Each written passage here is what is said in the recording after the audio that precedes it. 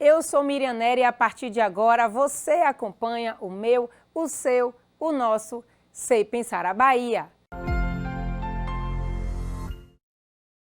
No cenário internacional, o ressurgimento de casos de Covid-19 resultou em novas restrições e adiamentos na reabertura de estabelecimentos em algumas partes dos Estados Unidos. Além disso, no terceiro trimestre, houve redução nas assistências do governo em forma de empréstimos a empresas, recursos a governos estaduais e locais e benefícios sociais às famílias, diz o Departamento de Comércio Central em nota.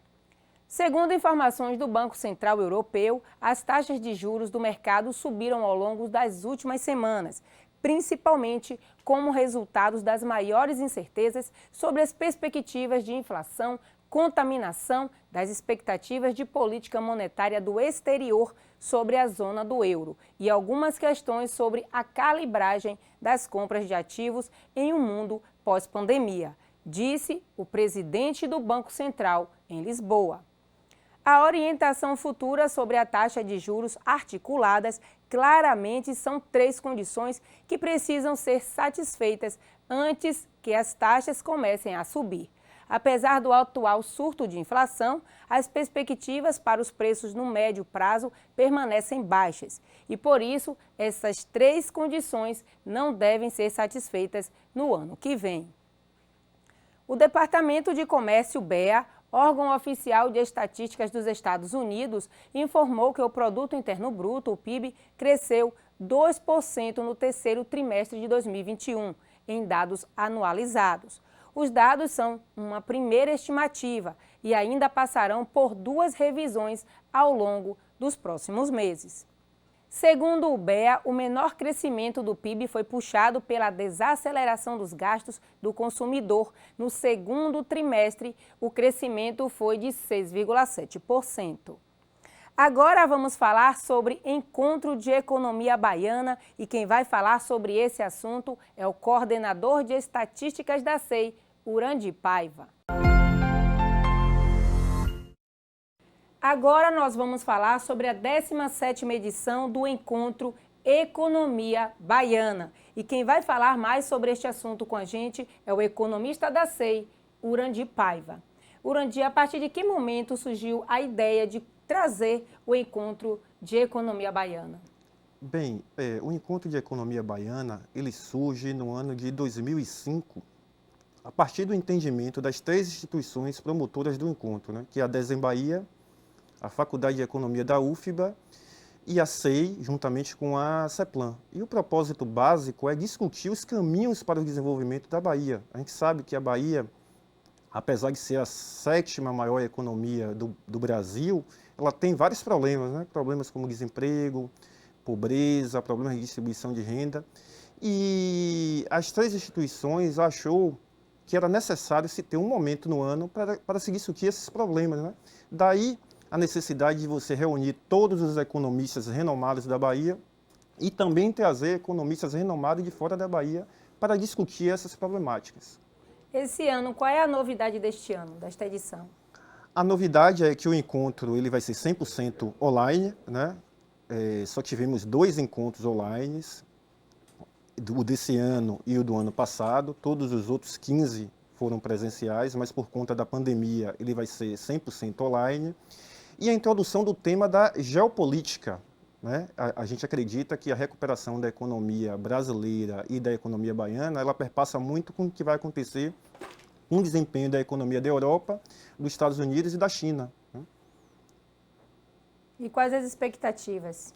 A expectativa desse ano é que a gente reúna aí algo em torno de 230, 240 participantes, entre estudantes, professores, o pessoal do setor público, o empresariado, e que a gente tenha um debate que, de certa forma, contribua para o desenvolvimento da Bahia, né? A gente sabe que a maioria das economias está enfrentando dificuldades, né, para se recuperar, e a economia baiana não é diferente, né? Ela vai ter trabalho para se recuperar e o entendimento de que é necessário se refletir sobre os caminhos de desenvolvimento, ele é necessário. Então, para isso, a gente traz uma gama de economistas renomados para tentar, digamos assim, disseminar esse debate. Principalmente porque em outros países também já estão sofrendo novamente com a pandemia. Exatamente.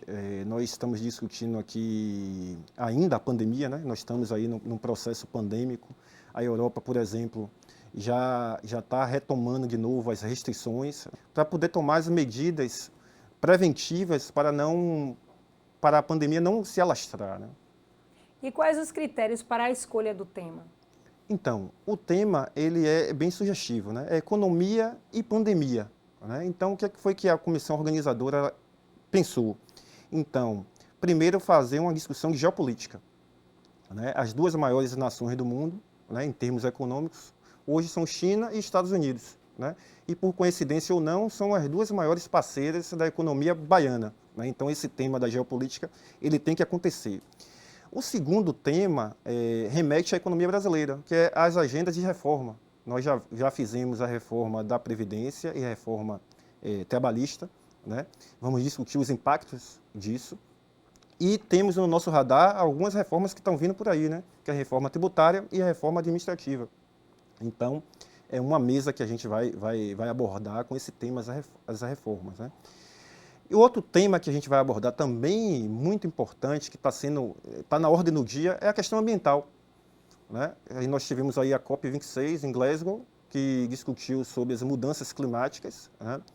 E um ponto que preocupa muito a nós brasileiros é que o Brasil está indo na contramão do mundo, né? Todo o mundo está reduzindo o desmatamento e o Brasil está aumentando o desmatamento. Então, nesse sentido, é mais um tema que a gente traz aí, que está na ordem do dia para o nosso evento. E fechando o evento com um tema sobre desenvolvimento da Bahia. Vamos discutir aí vários indicadores sobre a economia baiana, indicadores na área de educação, de segurança pública, de economia, né? Esses são os três principais gargalos hoje que a gente vê na Bahia, né? E esperamos que esse debate ele seja rico e que tenha uma adesão da comunidade baiana. Eu quero que você diga quais são os dias, como a população pode acompanhar o debate. Pronto. Então, o encontro acontecerá nos dias 11 e 12, né, quinta e sexta-feira, das 14 às 18 horas. E a população pode assistir o encontro pela página da SEI. Entra lá no site da SEI, né, vai ter um link lá que vai estar disponibilizada a transmissão. Então, queria agora aproveitar para convidar todos os colegas, né, os empresários, o setor público, os professores e os interessados por economia baiana. Gostaria de convidar toda a comunidade científica, os gestores públicos, os funcionários públicos, os alunos, os professores, os pesquisadores, os amantes da economia para participar do evento de economia baiana. Esse ano nós vamos fazer um debate bastante enriquecedor e a presença de vocês é necessária para pensar o desenvolvimento da Bahia. Quero agradecer aqui a Urandi Paiva, economista da SEI, pela participação aqui em nosso estúdio e no nosso programa SEI Pensar a Bahia. E agora vamos ao quadro Estudos em Foco e o assunto de hoje é Pagamento por Serviços Ambientais, o PSA. E a nossa convidada de hoje é a gestora especialista em políticas públicas da SEI, Rosane Pedreira. Olá, eu vou apresentar a proposta do projeto Águas da Chapada, produção de serviços ambientais por meio do pagamento por serviços ambientais, também conhecido como PSA. A proposta do projeto piloto Água da Chapada, produção de serviços ambientais por meio do PSA, elaborado pela Diretoria de Estudos da Superintendência de Estudos Econômicos e Sociais da Bahia, SEI, teve sua origem a partir do projeto estruturante Regiões Integradas da Bahia, também conhecido como RIB, que pretende alcançar todo o estado, mas iniciou a partir de um projeto piloto na Chapada Diamantina. O projeto Regiões Integradas da Bahia tem como objetivo geral estimular, a partir de uma plataforma virtual, a SEI Colab, de forma colaborativa, a produção de conhecimento, a articulação de saberes multidisciplinar e a interpretações dos distintos setores da sociedade para a consolidação de um banco de ideias e projetos de intervenção por instituições públicas e privadas, na perspectiva de subsidiar ações capazes de combater as desigualdades e fomentar o desenvolvimento regional sustentável. O projeto Regiões Integradas da Bahia possui 4 painéis temáticos: infraestrutura de transporte, trilhas e conectividade, equipamentos sociais, negócios da Chapada e ambiente natural e qualidade de vida. O primeiro painel trabalhado foi o ambiente natural e qualidade de vida, com a realização de 6 rodadas de discussão, que contou com a participação de técnicos e pesquisadores com expertise no subtema pagamento por serviços ambientais, como uma das estratégias de enfrentamento da degradação dos recursos naturais. A relevância desse tema foi o fator motivacional para que a equipe elaborasse a proposta do projeto piloto Águas da Chapada, Produção de Serviços Ambientais por meio do PSA. Esse projeto, ele abrange os municípios localizados na Alta Bacia do Paraguaçu e tem como objetivo geral identificar e integrar de modo articulado, tanto com instituições governamentais e não governamentais, as ações para a melhor gestão dos recursos hídricos da região. A ideia é elaborar na primeira etapa o plano regional para subsidiar os municípios, os planos municipais. A segunda etapa será a estimulação dos municípios para, a partir dos seus planos e projetos executivos, implementarem ações de conservação, preservação e proteção dos recursos naturais, bem como aumentar a provisão dos serviços ecossistêmicos por meio do uso do PSA como instrumento para o desenvolvimento socioeconômico sustentável da região. O projeto se justifica por identificarmos a água como um fator fundamental para o desenvolvimento da Chapada, principalmente nas atividades turísticas, pois a região é rica, em cachoeiras, rios e também na produção agrícola, de hortaliças, verduras, frutas e, atualmente, o beneficiamento da cachaça, do café e do vinho. Aliado a isso, os municípios selecionados estão na Bacia do Paraguaçu, responsável pelo abastecimento de água da região metropolitana de Salvador, Feira de Santana e cidades do Recôncavo Baiano, onde se concentra grande parcela da população do estado. Para tanto, o próximo passo da equipe é iniciar a operacionalização das atividades do projeto Águas da Chapada, a partir da realização de sessões técnicas com metodologia específica e participação de especialistas e técnicos que vivenciaram experiências similares, como o Paulo Henrique Pereira, do município de Extrema, Minas Gerais, a Helena Carrascosa, de São Paulo, e o Iago Oliveira, de Birapitanga, Bahia. A perspectiva é que os técnicos da SEI e os colaboradores de outras instituições parceiras, como a Secretaria do Meio Ambiente, a SEMA, o Instituto do Meio Ambiente e Recursos Hídricos, o INEMA, e a Universidade Estadual de Santa Cruz, a UESC, por meio dos seus pós-graduandos de mestrados e doutorados, compõem o grupo de trabalho executivo, elabora um plano regional junto conosco, usando as estratégias que demonstraram viabilidade, adicionado a outras que podem contemplar a realidade local, na perspectiva de habilitar esses municípios para a elaboração de seus projetos para a captação de recursos, tanto públicos como privados. Obrigada, Rosane, pela presença aqui em nosso estúdio. Não saia daí, o Sei Pensar a Bahia volta já já.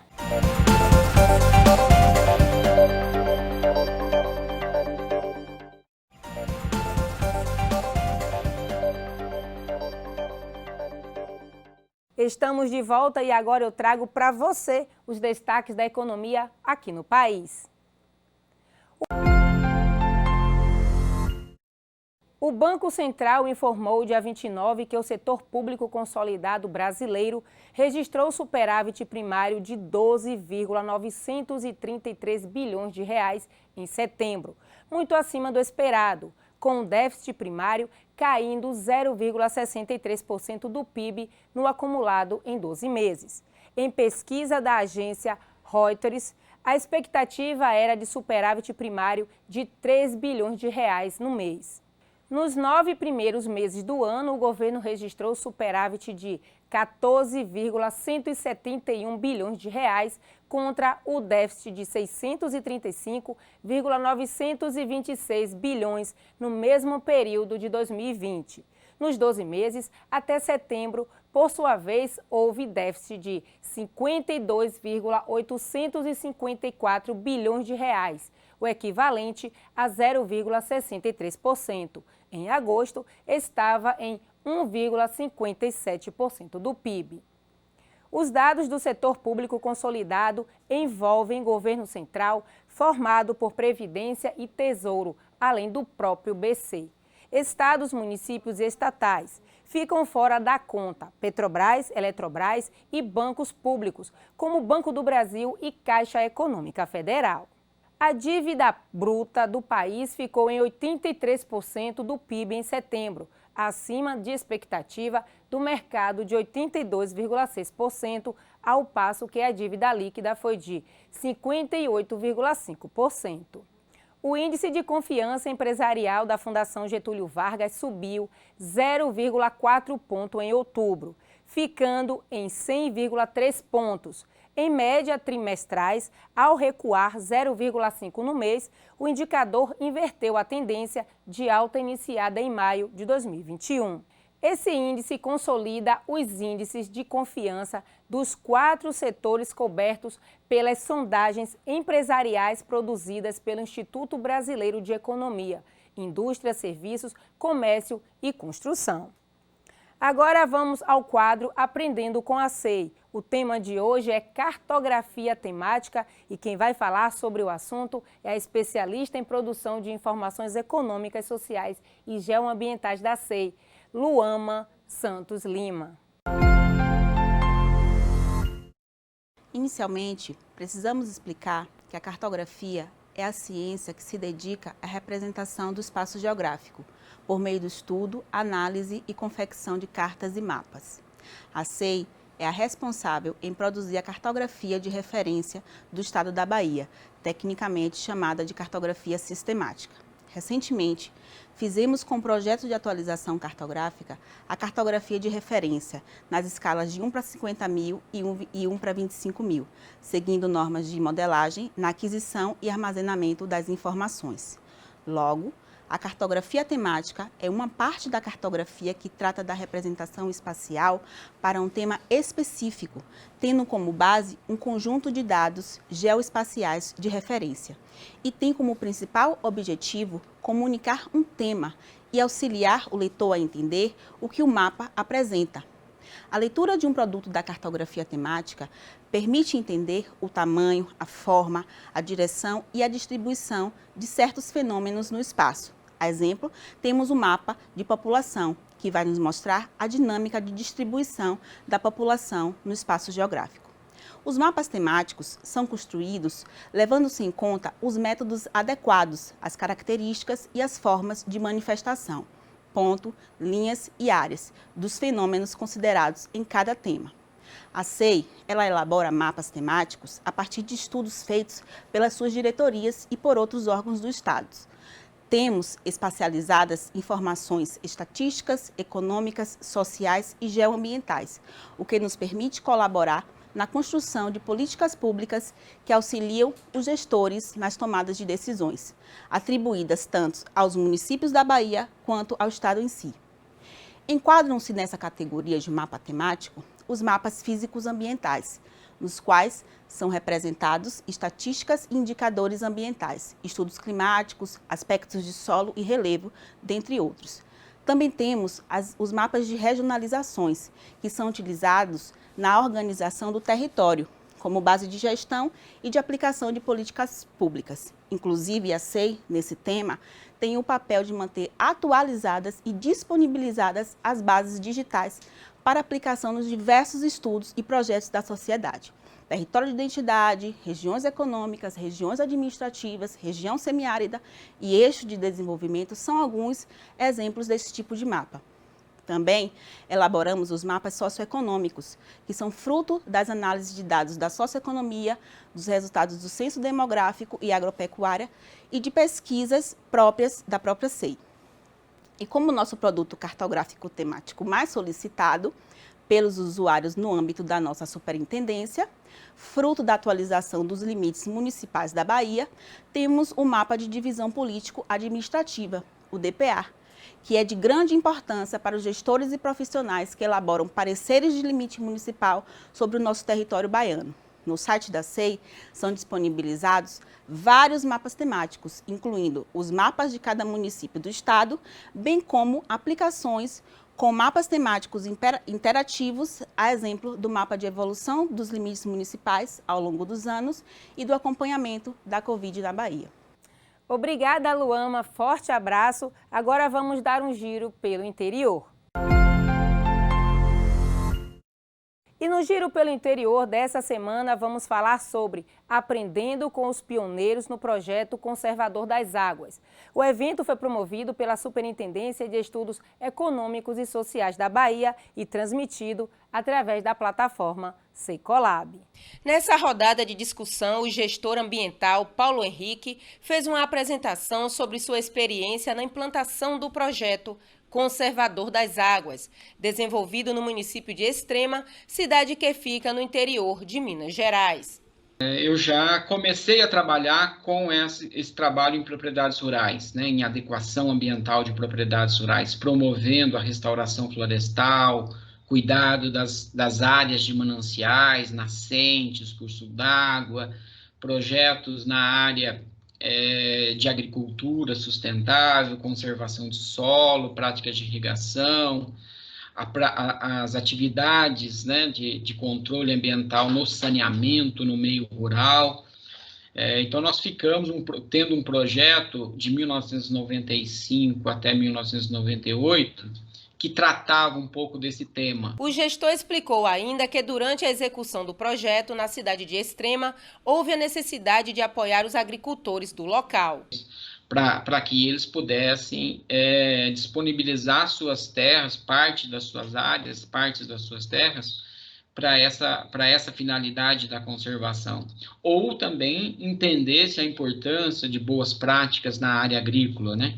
E boas práticas também, bons sistemas de saneamento.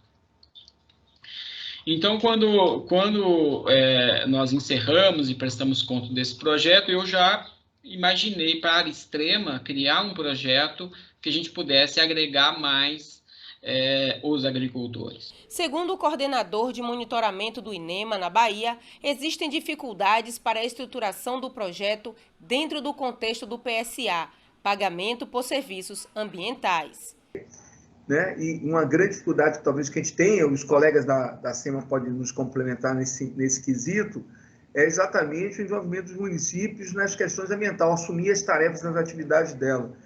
Outro questionamento feito ao gestor ambiental Paulo Henrique pelos estudiosos foi em relação à falta de estruturação do PSA nos municípios baianos e o que deveria ser feito para facilitar o trabalho dos gestores para a implantação do PL. O que nós estamos fazendo hoje aqui, que o Estado possa assumir, né, de fato. Né? A gente tem feito com a participação do Estado, né, principalmente o Instituto Estadual de Florestas aqui de Minas Gerais, e então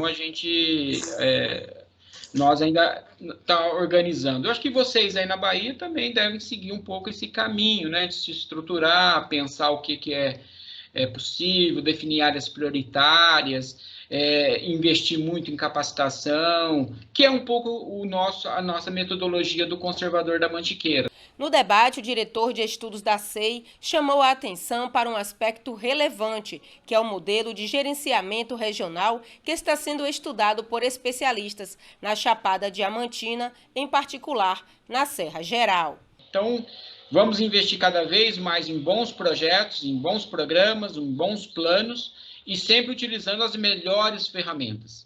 E todas que forem disponíveis, né? Como o caso aqui em Extrema, a gente utiliza o PSA, nós utilizamos as unidades de conservação, nós utilizamos outros mecanismos econômicos, né? Buscando outras formas de incentivos até que a gente possa transformar o produto agrícola do agricultor num valor agregado maior. Por exemplo, propriedades rurais que produzem produtos agrícolas podem ter um valor diferenciado no seu produto. Acho que isso também é um mecanismo que a gente tem adotado aqui, principalmente ligado à pecuária leiteira aqui no município, em outros lugares também, né? A merenda escolar, Quer dizer, então, tem vários produtos que são produzidos nas propriedades que pode ter um ganho financeiro para o agricultor também, que não deixa de ser um outro pagamento por serviços ambientais. Agora vamos saber como anda o cenário econômico baiano. A Superintendência de Estudos Econômicos e Sociais da Bahia calculou e divulgou o indicador de confiança do empresariado baiano, índice que avalia as expectativas do setor produtivo do Estado, que marcou menos 68 pontos em setembro. O nível de confiança foi menor do que o observado no mês antecedente, que foi de menos 41 pontos, e maior do que no mesmo mês do ano passado, com menos 220 pontos. Assim, a trilha de recuperação da confiança empresarial observada ao longo dos 5 meses anteriores foi interrompida. Em relação ao registrado, um ano antes, a pontuação mais recente significou uma melhora de 152 pontos. O indicador abaixo de zero revelado no mês, portanto, significou a permanência do pessimismo no meio empresarial baiano pela 19ª vez consecutiva. A confiança do empresariado local, assim, permaneceu na zona de pessimismo, moderado pela 5ª vez seguida. O recuo do nível de confiança de agosto a setembro não aconteceu de forma generalizada, visto que não foi realidade para uma das 4 atividades, enquanto agropecuária, indústria, comércio exibiram contrações em seus indicadores. A atividade de serviços experimentou expansão. O sumário mineral da Secretaria de Desenvolvimento Econômico mostrou que a produção mineral baiana comercializada registrou um aumento de 36% em setembro deste ano, frente ao mesmo período de 2020. A PMBC saiu de R$ 587 milhões para R$ 803 milhões. E o ferro registrou o maior percentual entre os bens minerais produzidos, com 26,29% de participação do total. Depois do ferro, os outros minerais com maior participação na produção do Estado são ouro com 24,49%, níquel com 12,16%, cobre com 7,51% e rochas ornamentais com 5,33%. E as cidades com maior participação na produção mineral foram Jacobina com 18%, Caetité com 16%, Itajibá com 12%, Piatã com 10%, Jaguarari com 6% e Barrocas com 5%. Outro dado que revela a expansão da atividade mineral na Bahia é o número de requerimentos de pesquisa junto à Agência Nacional de Mineração, vinculado ao Ministério de Minas e Energia, que em setembro foi de 131 registros e no acumulado do ano já chega a 371 requerimentos. E os alvarás de pesquisa, que em setembro foi de 178 e de janeiro a setembro já alcança 253 registros. A empresa canadense Largo Resources vai investir 360 milhões de dólares na Bahia para produzir pigmento de titânio, material muito usado na indústria química. O projeto prevê que a implantação de uma planta de beneficiamento do titânio no complexo petroquímico de Camaçari, na Bahia. A Largo Resources é dona da Vanádio Maracás e o titânio é um dos concentrados do rejeito do beneficiamento do vanádio, no município de Maracás, na Bahia. Segundo a empresa, estão programados investimentos de 590 milhões de dólares até 2031. A maior parte do novo negócio, mas agora a previsão é para o pigmento de titânio. O Sei Pensar a Bahia vai ficando por aqui. Até o nosso próximo encontro. Não esqueça, foi um prazer estar com você. Um forte abraço.